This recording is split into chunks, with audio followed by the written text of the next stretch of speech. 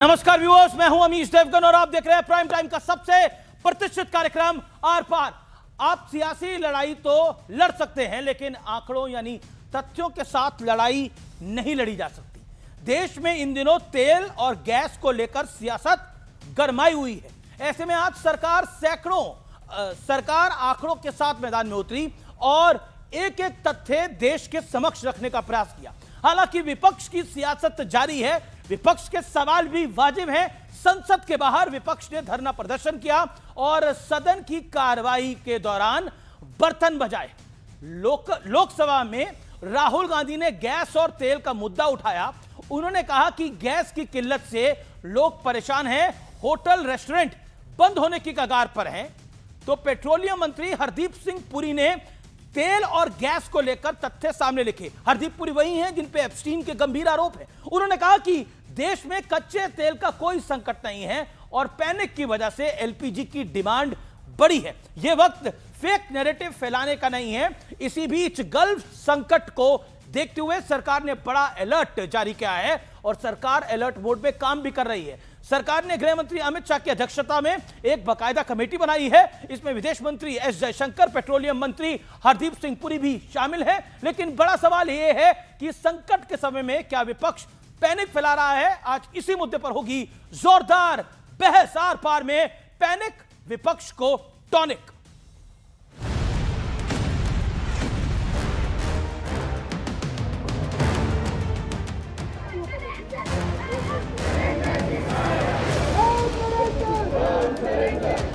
कि कांग्रेस पार्टी इतने बड़े वैश्विक संकट में भी राजनीति ढूंढ रही है। Booking period has been introduced by the demand management. तेल और गैस के मुद्दे पर सियासी आर पार शुरू हो चुका है। सरकार ने संसद तक में ये बता दिया कि एलपीजी पर पैनिक होने की कोई जरूरत नहीं है। देश में पेट्रोल डीजल की कोई कमी नहीं है। इसके बावजूद विपक्ष संसद से सड़क तक पैनिक मोड दिखा रहा है। संसद में राहुल गांधी को इस विषय पर बोलने का मौका भी मिला, लेकिन वो ट्रैक बदलकर एप्स्टीन के मुद्दे पर चले गए। हालांकि तेल और गैस के मुद्दे पर केंद्रीय मंत्री हरदीप पुरी ने देश को पूरी जानकारी दी। There's widespread panic about LPG. This is only the beginning. But allowing the United States to decide who we buy oil from, who we buy gas from, whether we can buy oil from Russia or not. And the puzzle is about compromise. There is no shortage of petrol, diesel, kerosene, ATF or fuel. Natural gas supply has been managed through prioritized allocation. Procurement has now been actively diversified. Norway, Canada, Algeria and Russia. LPG production has been increased by 28%. Kitchen of India's 33 crore families do not face any shortage. This is not the moment for rumor mongering or fake narrative. Rahul Gandhi ji की गैर जिम्मेदारी का प्रदर्शन देखा कैसे राहुल गांधी जी नियमों से नहीं चलना चाहते। उनका एजेंडा देश हित में नहीं है, शायद विदेशी ताकतों के एजेंडा पर राहुल गांधी जी चलते हैं। चाहे भारत जोड़ो यात्रा हो, चाहे सैम पित्रोदा के साथ जाने का सवाल हो, सारे पैसे सोरोस देता है। सोरोस ने 10 करोड़ रुपए दिए इसकी यात्रा के लिए। भारत जोड़ो यात्रा के लिए 100 करोड़ सोरोस ने दिए। लेकिन दूसरी तरफ विपक्ष ये साबित करने में जुटा है कि देश में बहुत बड़ा संकट खड़ा हो गया है। एलपीजी का शॉर्टेज हो गया है, पेट्रोल डीजल का शॉर्टेज हो रहा है, उससे लोगों में एक अराजकता और भय पैदा हुआ है। सारे देश में हाहाकार मची हुई है। यहाँ तक मैंने खुद कल एलपीजी का सिलेंडर मंगवाया तो 1200 वाला सिलेंडर मुझे 2000 में मिला है। एलपीजी के दाम भी बढ़े हैं। या आप तो आत्मनिर्भर भारत की बात कर रहे थे और 2 हफ्तों में आपकी निर्भरता चली गई कहां से कहां। वसंत कुंज में जो छोटे छोटे ढाबे हैं ना, वो बंद हो चुके हैं। लोग लाइनों में खड़े हैं। काला बाजारी में भी लोगों को सिलेंडर नहीं मिल रहा है। इस बीच कई होटल्स और रेस्टोरेंट के लिए कमर्शियल सिलेंडर की सप्लाई भी शुरू कर दी गई है। इसके अलावा होटल्स और रेस्टोरेंट वैकल्पिक उपायों पर भी जोर दे रहे हैं। लेकिन आज सबसे बड़ा सवाल है, क्या विपक्ष बिना किसी वजह के पैनिक बटन दबा रहा है? आज इसी पर होगी देश की सबसे बड़ी बहस। पैनिक विपक्ष को टॉनिक। तो अब वक्त है आर पार के सुप्रसिद्ध विश्लेषण का। ये नजर डाल लेते हैं तेल के खेल पर दूध का दूध और पानी का पानी करने वाला विश्लेषण। ऑपोजिशन कहता है कि देश में एलपीजी और तेल की कमी है, छोटे व्यापारी और रेस्टोरेंट वाले परेशान हैं। काफी हद तक ये बात सही है, लेकिन सरकार कहती है देश में तेल और गैस की कोई कमी नहीं है, पैनिक के चलते कालाबाजारी है। और ये बात सही है। पैनिक जब नेता खुद सांसद कह रहे हैं कि हम ब्लैक में सिलेंडर खरीद रहे हैं, तो क्या मैसेज देने का प्रयास कर रहे हैं, आप खुद लगाइए। देखिए, अगर आप पैनिक फैलाएंगे तो सरल से सरल समस्या भी कठिन से कठिन समस्या बन जाती है। पैनिक सियासी टॉनिक हो सकता है, लेकिन रिजल्ट फाइन नहीं दे सकता। हॉर्मुज स्ट्रेट बंद, 20% वैश्विक तेल प्रभावित, भारत की एनर्जी सिक्योरिटी खतरे में। Opposition, government of India, Bharat में हॉर्मुज से पहले 55% क्रूड आता था, अब नॉन हॉर्मुज रूट से 70% इंपोर्ट होता है। यह बड़ा पॉइंट है और यह महत्वपूर्ण पॉइंट है। आइए बढ़ता हूं आगे। अब सरकार की विदेश नीति खराब है, फ्यूचर का कोई प्लान नहीं है, राहुल गांधी ये बात कह रहे हैं। प्लान बी के तहत करीब 40 से ज्यादा देशों से क्रूड इंपोर्ट शुरू हो चुका है और क्रूड की कोई कमी नहीं है भारत के अंदर, और यह ऑफिशियल स्टेटमेंट है। आने वाले दिनों में परेशानी और बढ़ने वाली है। ऑपोजिशन कह रहा है और पैनिक फैलाइए, जैसे कोविड में था, बहुत दिक्कत होगी, भारत भूखों मरेगा, इसी तरह की कहानियां थी। लेकिन 5 दिनों में 28% बढ़ा है एलपीजी का प्रोडक्शन। कमर्शियल एलपीजी की सप्लाई शुरू कर दी है गवर्नमेंट ऑफ इंडिया ने। 2 दिन के लिए विराम लगाया था, यानी कॉशियस अप्रोच ली थी, लेकिन अब कोई समस्या नहीं है। लेकिन आज का द बिग क्वेश्चन राइजेस, विपक्ष क्या कहता है? ट्रंप के दबाव में रूस से तेल खरीदना कम किया गया। मार्च के पहले 11 दिनों के अंदर रूस से इंपोर्ट 50% तक बढ़ चुका है। यह अपने आप में जवाब है। और आज का बड़ा सवाल क्या है? बड़ा सवाल आज की चर्चा में, क्या विपक्ष बिना होमवर्क किए सरकार पर हवाई आरोप लगा रहा है? मेरे साथ बात करने के लिए कौन कौन जुड़ेंगे चर्चा के अंदर? सबसे पहले मेरे साथ आरजू काजमी है, पाकिस्तान से इस समय जुड़ रही हैं, मैं उनका रुख करूंगा, लेकिन मैं मेहमान बता देता हूं। मेरे साथ प्रदीप भंडारी, प्रवक्ता भारतीय जनता पार्टी, रोहित सिंह, आरजू काजमी हैं, फराज किदवई, प्रवक्ता Samajwadi Party, Vivek Srivastava, senior leader left के, Somnath Bharti, former law minister, मौजूदा में वकील और फॉर्मर एमएलए और वरिष्ठ नेता आम आदमी पार्टी के। आप तमाम लोगों का स्वागत है। आरजू काजमी, सबसे पहले कैसी हैं आप? ठीक है जी, बिल्कुल ठीक sir, thank you so much. चलिए, आपकी मुस्कुराहट बहुत कुछ बता रही है, लेकिन एलपीजी का सिलेंडर तो है ना आपके यहाँ पर?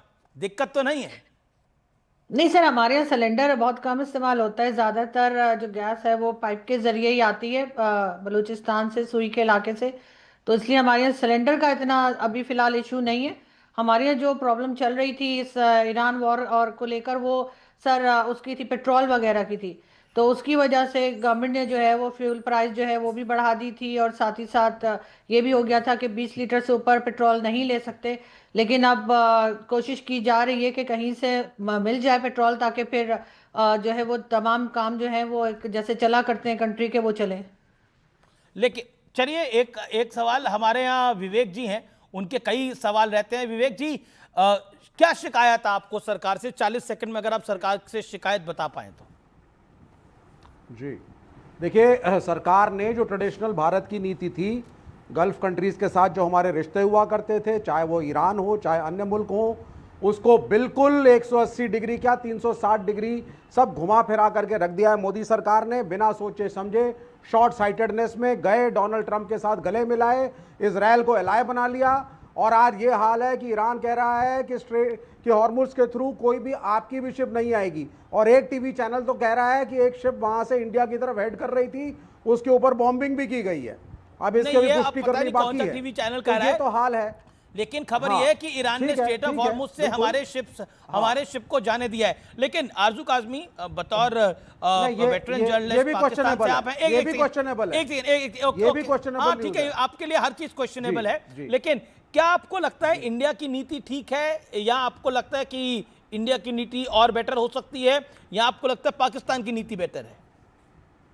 देखिए, जाहिर है पाकिस्तान तो इस वक्त मुश्किल में है, क्योंकि हमें अमेरिका को भी खुश रखना है, हमें ईरान को भी देखना है, और सऊदीया के साथ भी जो डिफेंस पैक्ट है उसको लेकर भी यहाँ पर जो है वो पॉलिसीज़ को देखा जा रहा है। और परेशानी है जो कि मुझे आपके यहाँ नहीं लगती। आपके यहाँ की एक ख़ास बात मैं आज ये भी बता दूं कि हमारे टीवी चैनल पे कोई सर्वे दिखाया जा रहा था जिसमें इंडियन प्राइम मिनिस्टर को बताया जा रहा था कि उनकी पॉपुलैरिटी अभी भी काफी ज्यादा है। जी, पाकिस्तानी चैनल पर दिखाया जा रहा था। जी हाँ, जियो न्यूज पे दिखाया जा रहा था सुबह को। तो उस पे दिखाया जा रहा था कि उनकी पॉपुलैरिटी अभी भी काफ़ी है। और जिस तरह से आपके यहाँ अपोजिशन के लोग बात करते हैं, मेरा ख्याल है बहुत अच्छी चीज़ है, पाकिस्तान को सीखना चाहिए, क्योंकि हमारे यहाँ तो अपोजिशन को बोलने ही नहीं दिया जाता। आधे से ज़्यादा अपोजिशन को तो जेल में डाल रखा है।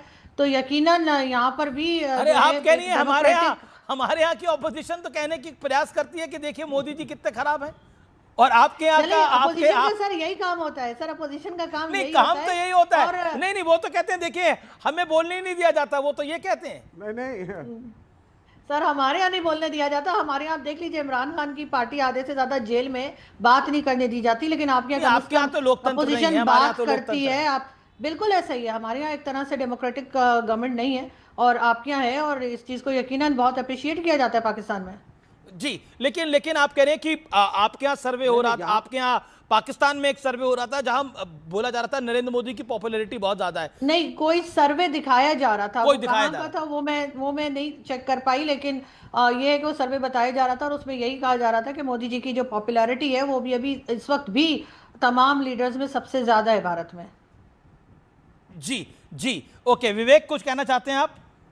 मैं देखिए आरजू जी, हमारे मुल्क के अंदर हालात हमेशा बहुत अच्छे थे, बड़ी कम्युनल हार्मोनी थी, हिंदू मुसलमान सब प्रेम के साथ रहते आए थे, सब बढ़िया था 2014 तक।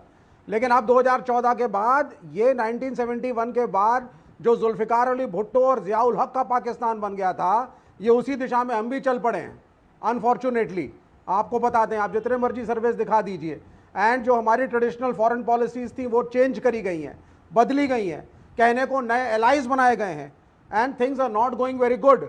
मैं कम से कम हमारे साथ ऑपरेशन सिंदूर के बाद जिस तरीके से डोनाल्ड ट्रंप ने हमें इंसल्ट किया, आपको भी इंसल्ट किया, आपकी कंट्री को भी इंसल्ट किया, कोई हमें नहीं किया। अगर डोनाल्ड ट्रंप कहता है कि मैंने 2 बच्चों को बैठ करके, मतलब वो कह रही है कि हिंदुस्तान में इतनी तकलीफ नहीं है, हिंदुस्तान की ऑपोजिशन को बोलने का मौका मिलता है, और आप और अब भारत की फॉरेन पॉलिसी को लेकर भी वो कह रही है कि भारत की फॉरेन पॉलिसी इंडिपेंडेंट है, और आपको दिखाई नहीं दे रहा। Okay, Aarzoo Kazmi make your point. नहीं है।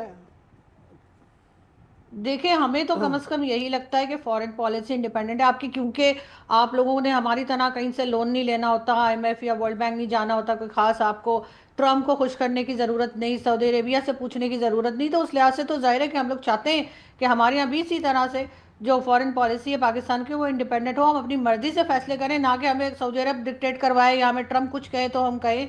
तो यकीनन आपके यहाँ जो अपोजिशन है उनको बहुत एक एडवांटेज है कि वो बात कर सकते हैं, क्रिटिसाइज कर सकते हैं, जो चीज़ सही लगती है या गलत लगती है उसको खुल के बोला जा सकता है, और उसको यकीनन उसके लिए गवर्नमेंट जो है वो आपकी डेमोक्रेटिक कंट्री है हमारी, तो आप समझे एक तरह की सिविलियन गवर्नमेंट कही तो जाती है, लेकिन डिक्टेटरशिप ही है हमारे यहाँ एक तरह की। जी, अब कहना चाहेंगे कि इंडिपेंडेंट है फॉरेन पॉलिसी। विवेक, आप शालीनता के साथ 40 सेकंड में, जिस तरह से आरजू काज़मी इत्मीनान से बोल रही है वैसे। ओके, बिल्कुल absolutely. Vivek and Aarzoo on screen. Madam देखिए, आप इस बात को समझिए, अगर आप इंटरनेशनल न्यूज को फॉलो कर रही हैं, और अगर आप अमेरिका, यूनाइटेड स्टेट्स और डोनाल्ड ट्रंप के स्टेटमेंट्स को फॉलो कर रही हैं, तो पहले जिस तरीके के स्टेटमेंट वो सिर्फ पाकिस्तान के लिए यूज करते थे, आज हिंदुस्तान के लिए भी यूज करते हैं। वो कहते हैं मैंने दोनों बच्चों को बिठाया और सीज फायर मैंने कराया। क्या कहेंगे इसमें? इज्जत अफजाई हमारी भी नहीं है, आपकी भी नहीं है, नहीं है ना, कि एक गोरे का मुल्क आकर के हमें सिखा रहा है दोनों को कि करना क्या है। फिर वो कहते हैं साहब हमारी बात हो चुकी है भारत सरकार के साथ, और वेनेजुएला जिसमें हमने कब्जा किया उसका तेल भारत खरीदेगा। ये डोनाल्ड ट्रंप कहते हैं, हमारी तरफ से प्रतिक्रिया नहीं आती कोई क्रिटिसिज्म की, इतने सारे हैं। हमारे प्रधानमंत्री चले जाते हैं इजराइल, हाँ मैं तो पैलेस्टीन का सपोर्टर हूं, मेरे ख्याल से जो गरीब पैलेस्टीनियन जनता है उसको उसकी जमीन वापस दी जाए, और यही हमारा ट्रेडिशनल स्टैंड था। हमारे एक से एक स्टेट्समैन हुए हैं जो मेरे से ऑपोजिशन पार्टीज के थे, माननीय वाजपेयी जी, लेकिन हमारा ट्रेडिशनल स्टैंड पैलेस्टीन के साथ था, वो शिफ्ट अप हो चुका है। ये गए हमारे प्राइम मिनिस्टर अवार्ड लेके आए, और आते ही देखिए वहां पे युद्ध होना शुरू हो गया।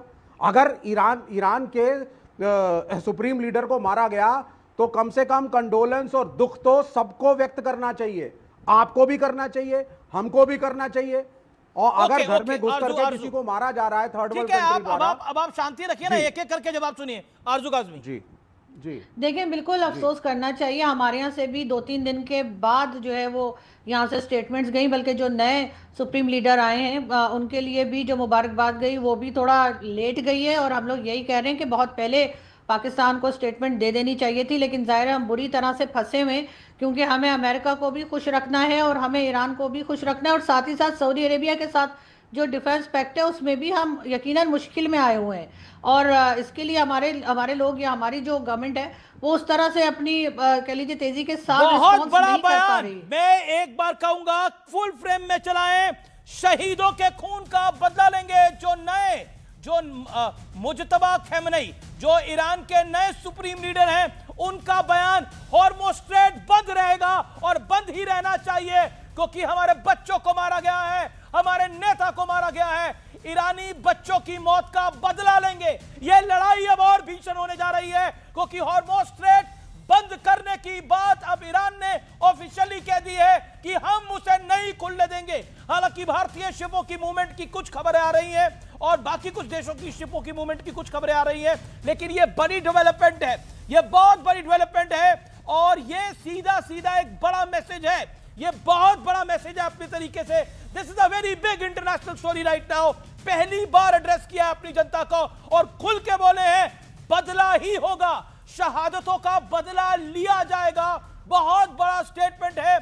स्टेट ऑफ हॉर्मुज़ स्टेट को बंद करने की बात कही है और मिडिल ईस्ट कंट्रीज में खतरा बरकरार रहेगा, यानी वहां पर भी अटैक्स होते रहेंगे। हमने दुबई एयरपोर्ट पे, मरीना बिल्डिंग पे अटैक होता हुआ देखा, बहरेन, कतर, दोहा, यहां अटैक होता हुआ देखा। सऊदी भी सुरक्षित नहीं है, यानी मिडिल ईस्ट खाड़ी देशों के लिए संकट अब और बढ़ेगा। यहां से दुनिया में तेल का संकट और बढ़ सकता है, लेकिन भारत की स्थिति काफी मजबूत है। लगभग 70-75 दिनों का तेल हमारे पास है, हमारी को ऐसी कोई दिक्कत नहीं है। मैं फिर बोलूं, हमें इंडियंस को पैनिक मोड में आने की जरूरत नहीं है। Modi has managed well, okay. और जहां तक एलपीजी की बात है, उसकी कहीं और से सप्लाई लगातार भारत की सरकार कोशिश कर रही है हो जाए, और पीएनजी की कोई समस्या नहीं है। आरजू Kazmi, how you read this statement? Aarzoo Kazmi, being a veteran journalist, how do you read it? देखिए, No, this is big one. देखिए, ईरान जो है वो ना तो कह लीजिए कि डरेगा ना पीछे हटेगा, और जिस तरह से ईरान ने जवाब दिया है वो किसी की उम्मीद में नहीं था, क्योंकि जाहिर है पहले गल्फ कंट्रीज जो हैं या जितनी भी और कंट्रीज हैं वो डेफिनेटली ट्रम्प के आगे या अमेरिका के आगे झुकी रहती हैं, उनकी मर्जी से चलती हैं। लेकिन ईरान जो है बहुत टफ साबित हुआ है। ईरान ने जिस तरह से जवाब दिया है उसकी उम्मीद तो कोई भी नहीं लगा रहा था। और इस वक्त मैं फिर पाकिस्तान की बात करूंगी कि पाकिस्तान को बहुत सोचकर अपनी पॉलिसीज बनानी होंगी, क्योंकि हम ईरान से मजीद झगड़ा नहीं ले सकते। पहले ही हम अफगानिस्तान के साथ इस वक्त मुश्किल में हैं। अभी तो आपके प्रधानमंत्री सऊदी गए हुए हैं, अर्जेंट दौरे पे सऊदी चले गए हैं, खबर हमारे पास ये है। क्या करने गए हैं? देखिए, वहां पे कहा यही जा रहा है कि इसी बारे में बात करने गए हैं, गल्फ कंट्रीज के बारे में बात करने गए हैं, और जो ईरान से अटैक्स चल रहे हैं उस पर बात करने गए, क्योंकि डिफेंस पैक्ट कर बैठे। You are a veteran journalist, you are a senior journalist, आपको भी लगता है कि पाकिस्तान के निपटाने से निपट जाएगा? मतलब वो आपके प्रधानमंत्री साहब अपनी चीजें निपटा लें तो बेहतर होगा। शहबाज शरीफ, देखिए सऊदी अरेबिया ने अगर डिफेंस पैक्ट किया तो वो बुला के पूछेंगे तो सही ना इनसे कि हमारे ऊपर अटैक्स हो रहे हैं, तब आपने क्या करना है? आपने अपने ट्रूप्स भेजने हैं, आपने ईरान से बातचीत करनी है। कुछ लेने गए होंगे शहबाज शरीफ?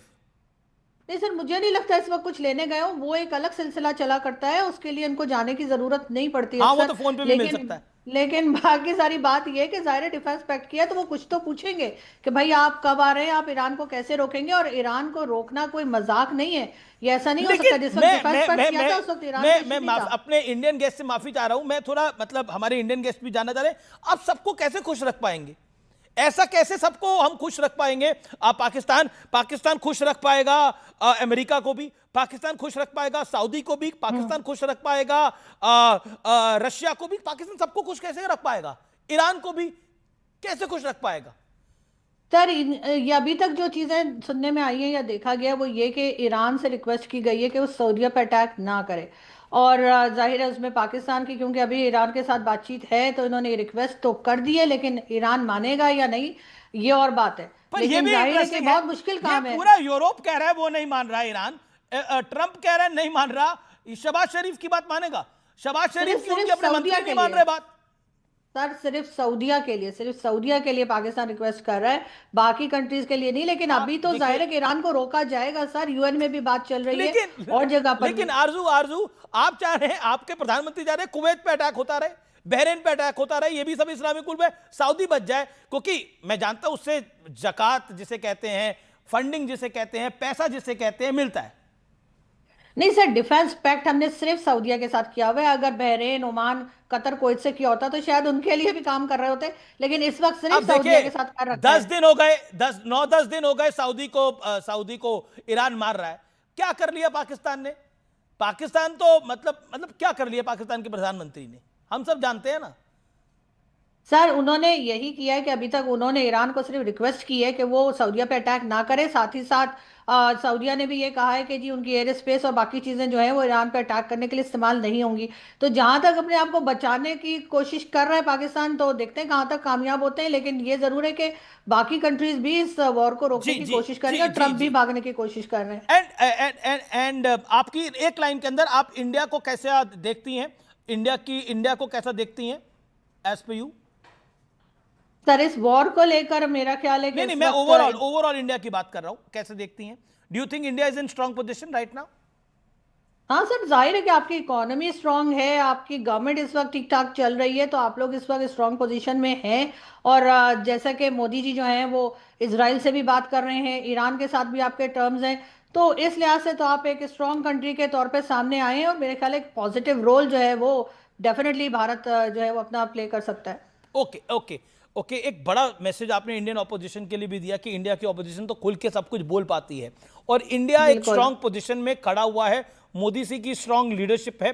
This is the Pakistani journalist which feels that Faraz Kidwai.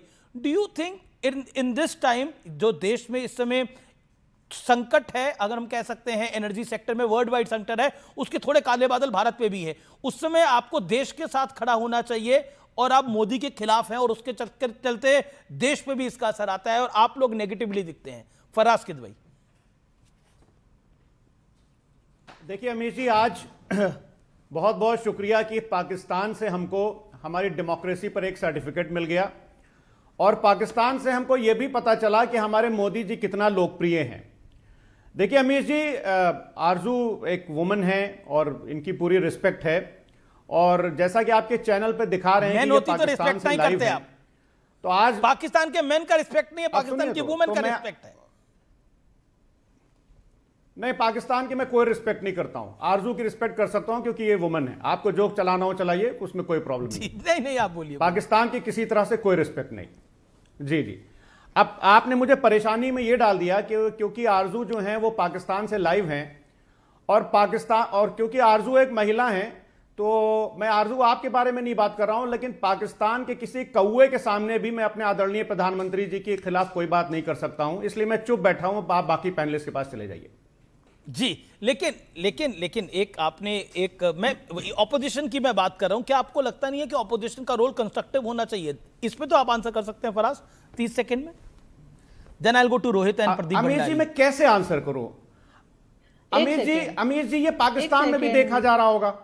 अमीर जी ये पाकिस्तान में भी देखा जा रहा होगा। ओके, तो मैं अपने आदरणीय प्रधानमंत्री जी के बारे में, अपनी पार्लियामेंट के बारे में, अपने देश के बारे में मैं कैसे बोलूं? आप बताइए। ऐसा क्या है मजबूरी, आप समझिए। ऐसा क्या है जो पाकिस्तान से आरजू देख पा रही है? सफल कूटनीति, सफल अर्थनीति, सफल प्रधानमंत्री जो आप इतनी पास से नहीं देख पा रहे, लखनऊ से, वो रावलपिंडी से देख पा रही हैं। एक सेकेंड उनको मुबारक। Okay, Arzu wants to make a point. Arzu make a point, then I'll go to Pradeep Bhandari. मैं सिर्फ ये कहना चाह रही हूँ कि आई रिस्पेक्ट आपके जितने पैनलिस्ट हैं, मैं सबकी रिस्पेक्ट करती हूँ। मुझे से कोई फर्क नहीं पड़ता कि इंडिया से है कि पाकिस्तान से। मैं यहाँ से चली जाती हूँ ताकि आप लोग आराम से बात कर सके। मेरी वजह से प्लीज आप लोग अपना शो को जो है प्रॉब्लम में ना डालें। नहीं, मैं जा रही हूँ। नहीं, थैंक यू सो मच। नहीं, थैंक यू सो मच। मैं चाहती हूँ आप लोग बात करें। It's a pleasure having you Arzoo Kazmi, thank you so much. आप हमारे साथ जुड़े, आपने अपनी बात को रखा। ओके, अब मैं रुक करता हूं सोमनाथ भारती का। सोमनाथ भारती, आपने सुना पाकिस्तान से थी आरजू काज़मी, उन्होंने क्या बात रखी। क्या आपको लगता है कि पैनिक ऑपोजिशन के लिए एक टॉनिक है? That's the point. Amit ji, आज आपने बड़ा अच्छा एक्सपेरिमेंट किया है क्योंकि मुझे याद है जब बचपन में छोटे छोटे हुआ करते थे ना, जब कुछ बड़ी बात किया करते थे तो मेरे फादर क्या करते थे, जो गरीब तबका था वहाँ ले जाते थे कि चलो भाई वहाँ ले चलते हैं, तो उनको देख कर लगता था हम उनसे बेहतर है। तो आज पाकिस्तान से एक नागरिक महिला को ले आए आप, और आप चाह रहे हैं कि भाई उनसे हम अच्छी अच्छी बातें कहलवा लें प्रधानमंत्री मोदी जी के लिए। और आपकी बेंचमार्किंग जो है, मैं देख पाता हूँ मोदी जी के ज़माने में बेंचमार्किंग पाकिस्तान हो गई है। बेंचमार्किंग चाइना बनाइए ना, यूएस बनाइए, रशिया बनाइए, तब तो बढ़ेगा देश।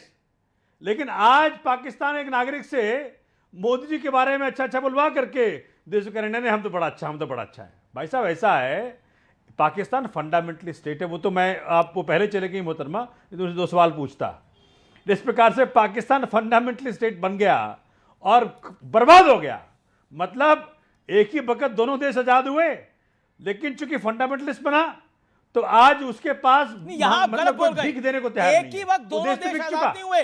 भारत तो आदिकाल से है, पाकिस्तान 1947 में बना, भारत नहीं बना 1947 में। भारत को अंग्रेजों से आजादी मिल सकती है 1947 में। भारत आदिकाल से है, भारत भगवान राम के समय से है, भारत कृष्ण के समय से है, भारत ब्रह्मा विष्णु महेश के समय से है, भारत आदिकाल से है। भारत की आजादी का 1947, भारत की आजादी का लेना देना है, भारत का 1947 से कोई लेना देना नहीं है। मैं तो कह रहा हूं, आज तो आपने कंगना को मात कर दिया। भाई कंगना ने कहा 2014 में हम आजाद हुए, आप कह रहे हम कभी गुलाम ही नहीं हुए ना। मैंने बोला 1947 में भारत को अंग्रेजों से आजादी मिली, लेकिन भारत का जन्म आदिकाल से है। पाकिस्तान का जन्म 1947 में जरूर हुआ, धर्म के आधार पर। अरे तब पाकिस्तान हमारा हिस्सा हुआ करता था, बांग्लादेश हमारा हिस्सा हुआ करता था जी। देखो पुराने ख्यालों में रख करके ना आप सच्चाई को झुठला नहीं सकते। बिल्कुल नहीं झुठला सकते, लेकिन जब तक जड़ें ना पता हो, इमारत भी मजबूत नहीं बन सकती। बिल्कुल ठीक कह रहे हैं, आपसे बिल्कुल एकदम सहमत हूं। लेकिन जिस प्रकार से माननीय मोदी जी ने युद्ध के 2 दिन पहले इजराइल जाकर के और तमगा पहना, उस दिन फैसला हो गया था कि माननीय मोदी जी ने ईरान को बता दिया है, दुनिया को बता दिया कि भाई मैं इजराइल के साथ हूं। नंबर 2, आज जो आप बता रहे हैं कि भैया किस प्रकार से हमारा एक जहाज वहां से निकल के आ गया, तो 2 फैक्ट आपको बता दूं माननीय अमित जी और आपके जरिए आपके दर्शकों को। पहला फैक्ट कि उस जहाज पे भारत का झंडा नहीं था, और दूसरा फैक्ट कि भारत सरकार ने ही अभी तक कोई क्लैरिटी नहीं दी है कि क्या ईरान से हमारा पैक्ट हो गया है। कई चीजों को समझ लेना चाहिए। भारत की सरकार नपा तोला हुआ बोल रही है, उसके 2 बड़े कारण हैं। अगर आप नेता होके फॉर्मर मंत्रियों के नहीं समझ पा रहे तो वो अलग बात है। Okay, you made your point for 3 minutes. Pradeep Bhandari 1 minute, make your point. Okay Pradeep Bhandari अभी हमारे साथ पाकिस्तान की वेटरन जर्नलिस्ट थी, उन्होंने बोला कि हमें तो भारत की कूटनीति और अर्थनीति जोरों मजबूत नजर आ रही है, इसलिए भारत तो कहीं से भी मजबूर देश नहीं लगता। We don't think India and India's prime minister is compromised. Amir ji, मैं चाहूंगा कि मुझे 90 सेकंड का समय दिया जाए। जी जी प्लीज। यहाँ पे अखिलेश यादव जी के प्रवक्ता का बात सुनते हुए मुझे हंसी आ रही थी, क्योंकि यही वो पार्टी है जो कह रही थी कि पाकिस्तान हिंदुस्तान का एनिमी नहीं है और ऑपरेशन सिंदूर को फेलियर हिंदुस्तान का बता रही थी, और पाकिस्तान के तमाम अखबार के अंदर समाजवादी पार्टी के नेता कोट हो रहे थे। तो आज पता नहीं इनकी कैसी विडंबना या दिल इनका कैसे जागा, इनको अखिलेश यादव जी से भी अपना बयान दिलवाना चाहिए। सोमनाथ भारती जी कह रहे थे चाइना से कंपेयर करते हैं, चलो चाइना से कंपेयर करते हैं। चाइना का जरा उठा के देखो सोमनाथ भारती, गूगल करके 37 महीने में सबसे ज्यादा हाईएस्ट इन्फ्लेशन चाइना के अंदर हुआ है। चाइना ने अभी ये जब से ग्लोबल एनर्जी क्राइसिस हुआ है, पेट्रोल और डीजल दोनों के दाम जो है रिकॉर्ड स्तर पे 4 साल में सबसे ज्यादा बढ़ा दिए। अब हिंदुस्तान के अंदर जरा डीजल के दाम सुनो। 2022 के अंदर पेट्रोल के दाम थे 96.72, 2026 में भी पेट्रोल के दाम 94.77, डीजल के दाम थे 2022 के अंदर 89.62, अभी डीजल के दाम है 87.67। हिंदुस्तान इकलौता ऐसा मुल्क है पूरी दुनिया के अंदर अमीश जी जो एक ग्लोबल एनर्जी क्राइसिस के अंदर domestic LPG supply house holds तक 100% पहुंचा रहा है, पेट्रोल और डीजल के रेट्स मेंटेन किया हुआ है। साथ में ये मैं ही नहीं कह रहा हूं, कांग्रेस पार्टी के परगत सिंह जो पूर्व मंत्री हैं, उनका आज का बयान क्या है? वो कह रहे हैं कि पैनिक क्रिएट करने की जरूरत नहीं है। तो ये राहुल गांधी को समझना चाहिए, जिनको पार्लियामेंट में इस पे बोलने का मौका दिया तो एप्स्टीन पे बोल रहे, तीसरे मुद्दे पे बोल रहे, चौथे मुद्दे पे नहीं बोल रहे। इनकी मकसद ये इस बात से अचंभित है कि भारत के अंदर त्राही त्राही क्यों नहीं हो रही, भारत एकजुट कैसे है, मोदी जी के साथ में, सरकार के साथ में कंधे से कंधा मिलाकर कैसे खड़ा है, सड़कों के ऊपर लोग त्राही त्राही क्यों नहीं मचा रहे, इनकी राजनीतिक रोटी क्यों नहीं सिक रही। क्योंकि कांग्रेस शासन काल में तो 8 बजे के बाद ये पेट्रोल पंप बंद करने की बात कर रहे थे। 2010 के अंदर तो एलपीजी की इतनी किल्लत थी कि डोमेस्टिक एलपीजी के प्राइसेस उन्होंने बढ़ा दिए थे। ये क्या बात करेंगे? मेरा इनसे हाथ जोड़कर निवेदन है, कोरोना काल के अंदर भी देश के खिलाफ बोले थे, कह रहे थे कि मेड इन इंडिया वैक्सीन मत लो, इस वक्त के एनर्जी क्राइसिस में देश का साथ दो, राजनीति बाद में होती रहेगी। फराज किद भाई इन 10 सेकंड्स रिबटिंग। हाँ देखिए अमीर जी, होता क्या है कि प्रदीप भंडारी जी जिस पार्टी में हैं और उनके जो नेता हैं, मैं ये नहीं कहना चाहता था, लेकिन अब प्रदीप भंडारी जी मुझे उस स्तर पर लिए आ रहे हैं। मैं तो फिर से बोलता हूं, आपके शो पे शायद मैंने नहीं बोला था कि मुझे गर्व है अपने आदरणीय प्रधानमंत्री जी के ऊपर कि जब तक उनके हाथ में इस देश की कमान है, इस देश के लोगों को कोई समस्या नहीं आ सकती। अगर गैस का सिलेंडर नहीं मिलेगा तो हम नाली में पाइप डाल करके गैस निकाल लेंगे। इतना बड़ा विजन है हमारे प्रधानमंत्री जी का कि उन्होंने तो एक सिंपल सॉल्यूशन दे दिया था। फराज किद भाई, नाली में पाइप करिए ना, आप बार बार नाली की गैस पे अटके पड़े हैं। बायोगैस के कॉन्सेप्ट के खिलाफ हैं क्या आप लोग? पॉइंट मेरा ये है। नहीं, मैं आपको मौका दे रहा हूं। मैं पूछ रहा हूं कि आपको अफवाह फैलाकर क्या मिल जाएगा, आपको पैनिक में डालकर, क्योंकि आप लोगों ने कोविड के टाइम पे पैनिक में डाला देश के अंदर, आपने पैनिक फैलाने की कोशिश करी ना कि ये बीजेपी की वैक्सीन है, ये वैक्सीन को ना लगाए, और आप लगवा के बैठे हुए हैं इस वैक्सीन। अरे सुनिए, ये पैनिक कौन फैला रहा है कि उत्तर प्रदेश के सबसे बड़े अस्पताल जिसका नाम किंग जॉर्ज मेडिकल कॉलेज है, वहां पे 4 रोटियों की जगह 2 रोटियां दी जा रही हैं। यह पैनिक कौन फैला रहा है? वो पैनिक किसने फैलाया था जब कोविड काल में इस देश के लोग बिना ऑक्सीजन के मर रहे थे, पूरे देश में त्राही त्राही फैली हुई थी, तब भी क्या हम पैनिक फैला रहे थे? जब कोविड काल आएगा तो ऑक्सीजन सिलेंडर की कमी होगी, और जब ये ईरान और यूएस और इजराइल की वॉर होगी तो हमको एलपीजी और एलएनजी की किल्लत होने लगेगी। मैं तो बोल नहीं रहा हूं, पूरे वर्ल्ड में दिक्कत है सर, पूरी दुनिया में समस्या है, पूरी दुनिया में बारिश हो रही है, आपके सिर्फ काले बादल हैं, आप काले बादल से परेशान हो रहे हैं। आपको ये वक्त है देश के साथ खड़े होने का, या देश में कुठाराघात करने का। Okay Pradeep Bhandari, make your point. Okay, make your point. Pradeep Bhandari stand. Okay Pradeep Bhandari stand, then I will go to Rohit. Amish ji, मैं एक सीधी बात करना चाहता हूं, इस देश के अंदर कितने करोड़ एलपीजी कनेक्शन है? 90% से ज्यादा एलपीजी कवरेज है। क्या डोमेस्टिक हाउस होल्ड जो हमारे परिवार है, किसी के घर पे भी एलपीजी कनेक्शन जो है वो वीक हुआ है? क्या पहले 2.5 दिन के अंदर एलपीजी बुक होती थी, अभी भी 2.5 दिन के अंदर एलपीजी मिल जाती है? दिक्कत क्या है इनको? दिक्कत यह है कि लोग सड़क पर निकल के त्राही त्राही नहीं मचा रहे, इनकी समस्या ये है। लेकिन प्रदीप इस बात से तो एग्री करना पड़ेगा ना, लोग सड़क पर हैं, लाइनें लंबी लगती हुई हम देख रहे हैं। Mister Bhandari, okay, BJP spokesperson mister Bhandari answer. Pradeep ji, आप तो सवाल सुन लें, आप खड़े रहो, कुछ कंस्ट्रक्टिव बात करनी तो करो, झूठ मत फैलाओ। प्रदीप, आपको मेरी आवाज मिल रही है? अमीश बोल रहा हूं मैं, आपको मेरी आवाज मिल रही है? जी अमीश जी, मिल रही जी है। मेरा सवाल यह है कि आप कह रहे हैं कि कंस्ट्रक्टिव होना चाहिए ऑपोजिशन को, वैलिड पॉइंट, कंस्ट्रक्टिव होना चाहिए, but my straight question to you tonight is कि समस्या है, लाइनें लग रही हैं, एक पैनिक की सिचुएशन क्रिएट करी जा रही है। क्या आपको लगता नहीं है कि समस्या तो है? अगर समस्या को एक्सेप्ट भी नहीं करेंगे तो सरकार इतने एक्शन मोड पे क्यों है? क्यों प्रधानमंत्री जी बोल रहे हैं कि पैनिक फैलाने की कोशिश हो रही है? As a spokesperson, what you have to say on this? समस्या तो है, लाइनें तो लग रही हैं। अमीश भाई, शादियों का सीजन चल रहा है, गैस सिलेंडर की दिक्कत आ रही है लोगों को, मैं लोगों के बिहाफ पे बोल रहा हूं ये बात।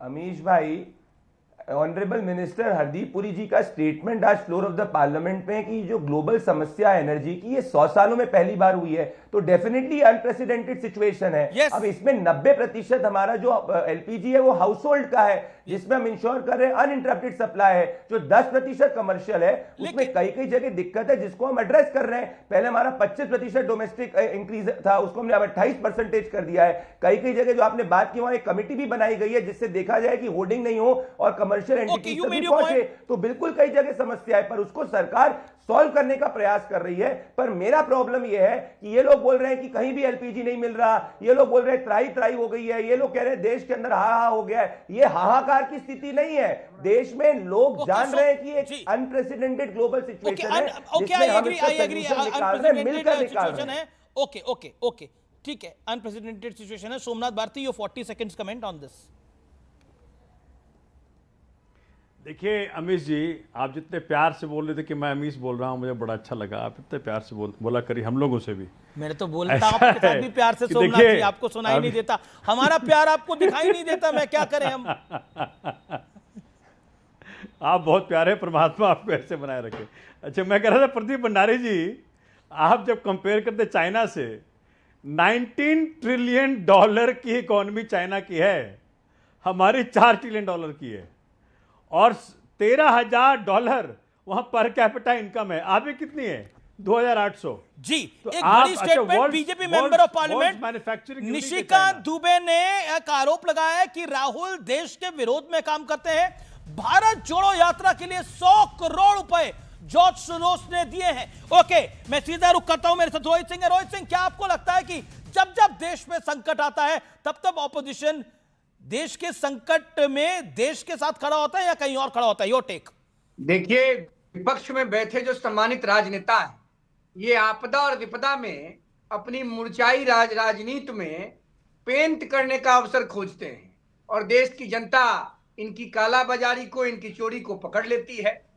आज जब दुनिया युद्ध को झेल रहा है, जहां अभी बुद्ध की आवश्यकता है, और बुद्ध भारत ने दुनिया को दिया शुद्ध करने के लिए, तो अभी विपक्ष और सत्ता पक्ष दोनों को एक मंच पर आकर देश के जनमानस के सर्वांगीण विकास और उनके हितों के संरक्षण के लिए एक सुर में बोलना चाहिए।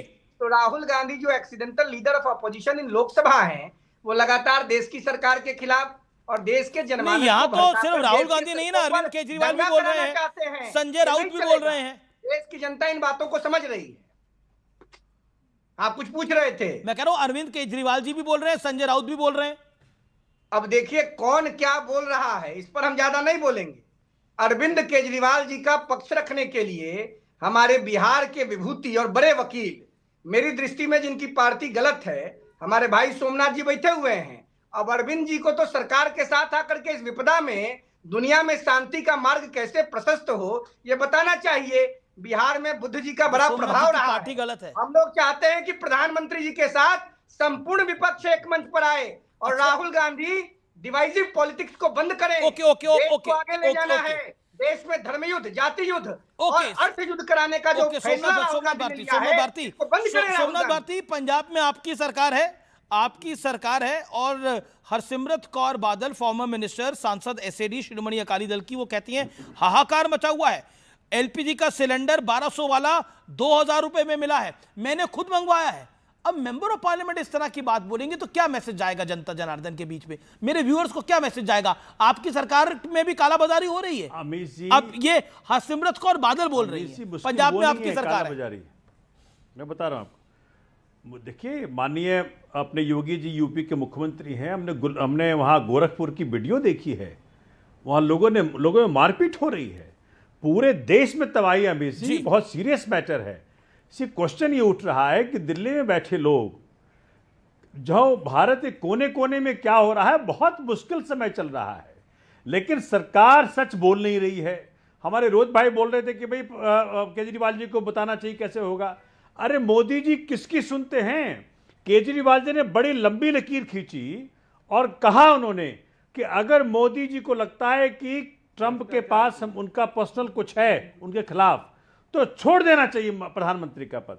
देश महत्वपूर्ण है, प्रधानमंत्री का पोस्ट महत्वपूर्ण नहीं है। और अगर मोदी जी देशभक्त हैं, क्योंकि सबको समझ में आ रहा है कि भाई चुप क्यों है। आप कह रहे हैं अरविंद केजरीवाल एडवाइस कह रहे हैं प्रधानमंत्री को पीएम की पोस्ट छोड़ देनी चाहिए, जो खुद तिहाड़ में बंद थे और सीएम की पोस्ट उन्होंने नहीं छोड़ी, और आपको कह रहे हैं कि उनको पीएम की पोस्ट। माननीय अमित जी, आपने देखा जिस प्रकार से सीबीआई और ईडी का मिसयूज किया, 500 नहीं, पेज वो के तो जजमेंट उस में पर तो जज ने जरूर साफ साफ लिख क्या दिया। वाकई ओके, प्रदीप भंडारी साफ साफ लिख दिया। प्रदीप भंडारी 40 सेकंड सीएम को 6 महीने जेल में बंद किया 40 सेकंड चाप एक ऐसे फेक केस में। प्रदीप भंडारी इतिहास याद रखेगा इसको। अमीश भाई, मैं कहता हूं कि बिल्कुल सोमनाथ भारती जी सही कह रहे हैं कि केजरीवाल जी ने लंबी लकीर खींची, पर उसमें कॉमा लगाते हैं। भ्रष्टाचार की लंबी लकीर खींची। पहला ऐसा मुख्यमंत्री जो तिहाड़ के अंदर तिहाड़ी के रूप में अपने पद को नहीं छोड़ा, वो केजरीवाल जी हैं। पर मैं बड़ी बात कहूंगा, मैं अमीश भाई वापस से आना चाहता हूं मुद्दे पे। 3,33,000 ओवरऑल रेस्टोरेंट्स है देश के अंदर, इसमें से 5 to 10% पे दिक्कत है, जिसके ऊपर कमिटी बनाई गई है। 90% गैस जो है हाउस होल्ड तक जाती है। आज ये क्यों नहीं स्वीकार रहे कि मेरे घर पे, आपके घर पे, गरीब के घर पे अनइंटरप्टेड गैस सप्लाई हो रहा है, जो अमेरिका में भी नहीं हो रहा, जो इनके फेवरेट मुल्क चीन में भी नहीं हो रहा है। ओके, फराज की दवाई। हाँ अमीश जी, दो चीजें हैं। पहली बात तो मैं प्रदीप भंडारी जी को बता दूं कि national restaurant association of India की तरफ से ऑलरेडी ये बताया जा चुका है कि गैस की किल्लत की वजह से अगले 2-3 दिन में 60% रेस्टोरेंट बंद हो जाएंगे। तो प्लीज अफवाह ना फैलाइए, जैसा भी आप अफवाह बोल रहे थे। झूठ है, झूठ है, आप बोल रहे हैं फराज की दवाई। सुनिए, अरे सुनिए, पूरा स्टेटमेंट कैसे प्रदीप भंडारी एक्सप्लेन कैसे झूठ है? फराज की दवाई झूठ बोल रहे हैं, कैसे बोल रहे हैं? Explain it 10 seconds. हाँ, प्रदीप भंडारी, ये न्यूज़ 18 की अमीश भाई, national restaurant association of India का ये ऑन रिकॉर्ड स्टेटमेंट है कि सरकार पूरी की पूरी सिचुएशन को एड्रेस कर रही है और सिचुएशन बेहतर होती जा रही है। मैं वर्बैटम कोट कर दूंगा 10 सेकंड के अंदर। ठीक है, मेरे पास स्टेटमेंट है, बताइए इनको। ठीक है, वर्बैटम को कोट करिए, स्टेटमेंट को कोट करिए। ये जो स्टेटमेंट दिखा रहे हैं फराज की दवाई, आप फर्जी स्टेटमेंट दिखा रहे हैं, पैनिक क्रिएट करने के लिए स्टेटमेंट दिखा रहे हैं। पैनिक से आपको फायदा मिलता है, जैसे कोविड में आपने मिलने की कोशिश करी लेकिन अल्टीमेटली नहीं मिला। Panic is your resolution? नहीं, पैनिक तो हमेशा भारतीय जनता पार्टी के लोग फैलाते हैं, बीच में बोलने नहीं देंगे। मैं ये बोल रहा हूं अभी आपने पंजाब की सांसद की बात की। न्यूज़ 18 की खबर में दिखा रहा हूं आपको। आपका ट्वीट है अमीश जी न्यूज़ 18 का कि दिल्ली में गैस का संकट गहराया, 5,000 रुपए ब्लैक में सिलेंडर, 12 रेस्टोरेंट पर ताला। ये न्यूज़ 18 की खबर है, मैं अपनी तरफ से नहीं बता रहा हूं। मैं आपको टाइम भी बता दे रहा हूं कि कितने बजे ट्वीट आया है। 8 घंटे पहले न्यूज़ 18 ने ट्वीट डाला है। अब बताइए, न्यूज़ 18 गलत बोल रहा है कि प्रदीप भंडारी गलत बोल रहे हैं? ओके, न्यूज़ 18 गलत बोल रहा है या प्रदीप भंडारी गलत बोल रहे हैं? मैं तो प्रदीप भंडारी समस्या है या आप इनकार करना चाहते हैं? मैं जवाब देता हूं अमीश भाई। ऑब्वियसली जहां पे होर्डिंग होगी वहां पे तो दिक्कत होगी, और ये होर्डिंग को ही रोकने के लिए जो है वो टाइम जो है सिलेंडर बुकिंग का 21 से 25 ये रहा national restaurant association of India का स्टेटमेंट। अभी आप कह रहे थे फर्जी है? अरे हाँ, अफवाह फैला रहे हो। नेशनल रेस्टोरेंट एसोसिएशन ने नहीं बोला है कोई कैटास्ट्रोफिक सिचुएशन होगी। ये रहा पूरा स्टेटमेंट, सुनो मैं वर्बैटम कोट करता हूं। ये रहा, गवर्नमेंट ने कहा है, नेशनल एसोसिएशन ने कहा कि एलपीजी सिलेंडर जो है वो पैनिक बुकिंग को अवॉइड करने के लिए रिलीज किया जा रहा है। ये रहा सरकार का स्टेटमेंट, जिसको नेशनल रेस्टोरेंट एसोसिएशन ने वेलकम किया है। ये रहा ज्वाइंट सेक्रेटरी सुजाता शर्मा का आज मार्च 12 का। ये रहा न्यूज़ 18 कोट कर बोलिए। चलिए, ये अपनी तूतमे में न्यूज़ 18 को थोड़ी देर के लिए हटाइए, अब पिक्चर में लाइए विवेक को, जो काफी देर से नहीं बोला। रोहित को पिक्चर में लेके आइए। विवेक, क्या आपको लगता है आप इस दौर को, जो पैनिक का मोड है, यही आपका पॉलिटिकल टॉनिक है? You are enjoying this panic? That is the bad point. Why should I not? Why should I not? Why should you? हम वार्निंग दे रहे हैं प्राइम मिनिस्टर को, मूर्खता मत करो। कि मैं क्यों ना एंजॉय करूं? नहीं, हाँ जी, Why should you? बिल्कुल, क्यों नहीं? क्यों अक्यूज करो ना प्राइम मिनिस्टर को, खड़े होकर के एक्सपोज हो ना प्राइम मिनिस्टर जो करके आए हो, यही जो करके आए हो काले कारनामे इजराइल में जाकर के, और ट्रम्प के हाथ में तुम्हारी नब्ज है, एक्सपोज हो। प्रदीप शांति, पैनिक मैंने नहीं किया भैया, पैनिक तो सरकार ने किया है अपने कर्मों से। अरे अपने कर्मों से पैनिक हुआ है यहाँ पे। चीन और पाकिस्तान के हाथ में आपको क्या यही है? ये चाहते हैं हो ना तुम्हारा ईरान से लेना देना, ना इराक से लेना देना। खिलाफ हमें ये द्वेषद्रोही लोग हैं। आपके हिसाब से तो ऑल इज वेल, आप तो पीके मूवी के फैन हैं। अच्छा विवेक जी, आपके घर पे गैस आ रही है कि नहीं आ रही है? ओके रोहित, आपके घर पे गैस आ रही है कि नहीं आ रही है? ओके, नहीं इनके घर पे। रोहित, जब ऑपोजिशन कह रही है कि हम एंजॉय कर रहे हैं ये situation, do you think this is right? Rohit देखिए, अब मैं जो बोलूंगा इसको सुनने के बाद विपक्ष के जितने सर्वसम्मानित मूर्छा खाए हुए मूर्छित रिजेक्टेड राजनेता हैं, उनके कपार में अपेंडिसाइटिस का दर्द कबर जाएगा। जी बताइए तो, दुनिया में लोग मर रहे हैं, ईरान में, अमेरिका के बीच में इतना बड़ा युद्ध छिड़ा हुआ है, मिडिल ईस्ट खतरे में है, भारत में आपदा और विपदा की घड़ी की चर्चा विपक्ष के लोग दुर्भावना से करने का प्रयास कर रहे हैं कि देश में क्लैश हो जाए, क्वैश हो जाए, और ये लोग कहते हैं कि हम एंजॉय कर रहे हैं। कितनों एंजॉय कीजिएगा, बंगाल में कम्युनिस्ट पार्टी का उदय नहीं होगा, केरल में कम्युनिस्ट पार्टी जा रही है, केरल में भी कमल का फूल माता सरस्वती की कृपा से उग चुका है, घबराइए मत। जैसे चुप रहिए ना, सुनिए ना, पहले हर समय बकर बकर करते हैं आप लोग। जैसे बिहार में, उत्तर प्रदेश में और देश में जनता तत्परता के साथ खड़ी है, प्रधानमंत्री मोदी के साथ पूरा देश खड़ा है। कोविड काल में जैसे पूरी दुनिया को भारत ने सहयोग किया था, आज इस संकट की घड़ी में भी भारत दुनिया का सहयोग करेगा। गैस के लिए, पेट्रोल के लिए भारत में कोई समस्या नहीं आएगी, इसकी गारंटी जननायक प्रधानमंत्री माननीय नरेंद्र मोदी ने दिया है। और जो आपका नायक है, व्हाई यू आर एंजॉयिंग, यहाँ पे बोला जा रहा है कि इतने लोग, बड़ा वैलिड पॉइंट बोला गया कि ईरान और इजराइल और यूएस के युद्ध में इतने लोग मर रहे हैं, यू आर एंजॉयिंग। 116, 112 बच्चों की जो ईरान में बच्चों की मौत हो गई, you are enjoying, this is shameful. विवेक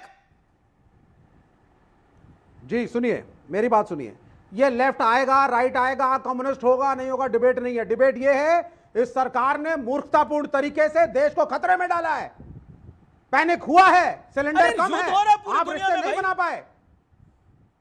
हाँ, अरे कुछ युद्ध नहीं हो रहा, क्या सारे लोग गए थे अवार्ड लेने के लिए इजराइल? क्या बोल रहे हैं आप? We have been blacklisted by Iran. आप प्रदीप भंडारी ठीक है कि नहीं है? अमीश भाई, इनका दिमाग ठीक है कि नहीं है? ये रहा ईरान के एम्बेसडर का स्टेटमेंट, कोट करना चाहता हूं। हमारे भारत के साथ बहुत अच्छे संबंध है, भारत हमको कोऑपरेट कर रहा है, अनकोट। ये मैंने नहीं कहा, ये ईरान के एम्बेसडर का स्टेटमेंट है। अभी 3 बार मिनिस्टर ऑफ एक्सटर्नल अफेयर्स ने ईरान के फॉरेन मिनिस्टर के साथ बात करी है। विवेक जी, दिमाग ठीक है कि नहीं है? वो कह रहे हैं युद्ध ही नहीं हो रहा है, बात की है ना कि देश विवेक कह रहे हैं युद्ध ही नहीं हो रहा। क्या युद्ध हो रहा है? इनको युद्ध ही नहीं दिख रहा। मतलब पाकिस्तान के एक पत्रकार आई, वो भारत की तारीफ और भारत के प्रधानमंत्री की तारीफ क्या कर गई, इन्हें युद्ध ही नहीं दिखाई दे रहा दुनिया के अंदर। अब कमाल की बात है। फिलहाल आर पार में आज के लिए इतना ही। आप देखते रहिए न्यूज़ 18।